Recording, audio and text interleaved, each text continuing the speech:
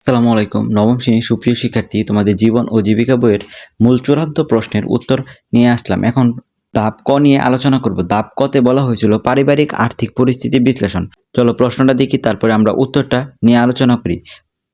তোমাদের প্রশ্নে ধাপ একে বলা হয়েছে পারিবারিক আর্থিক পরিস্থিতি বিশ্লেষণ।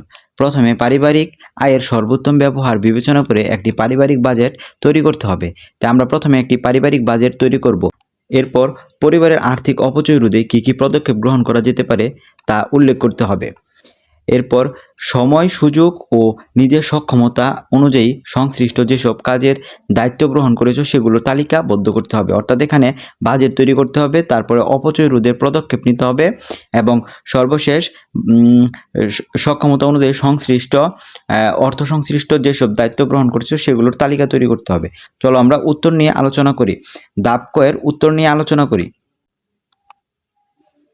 ধাপ ক পারিবারিক আর্থিক পরিস্থিতি বিশ্লেষণ। তাই আমরা পারিবারিক আর্থিক পরিস্থিতি বিশ্লেষণের জন্য কিছু বাজেট তৈরি করেছি।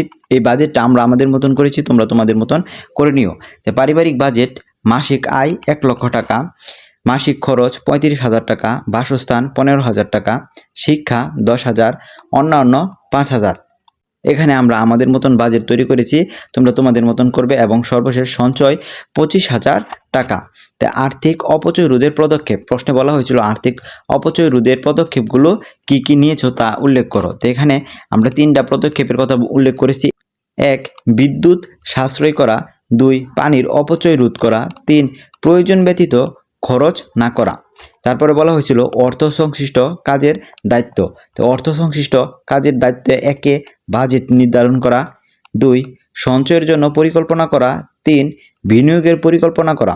তো শিক্ষার্থীরা, আমরা প্রশ্নের ধাপ ক নিয়ে আলোচনা করেছি। আমরা পরবর্তী পার্টে আমরা ধাপ খ ব্যবসায়ের ধরন নির্বাচন নিয়ে আলোচনা করব।